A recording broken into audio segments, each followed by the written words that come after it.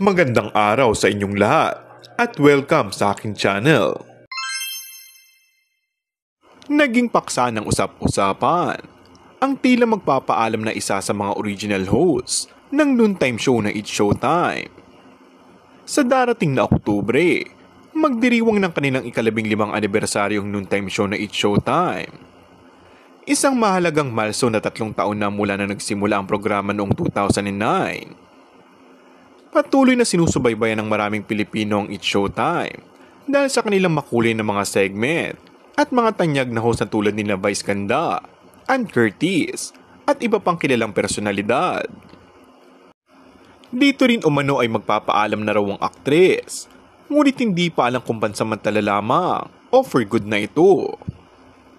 Samantala, nalungkot naman ang fans ni Ann Curtis sa balitang papalitan na siya bilang host.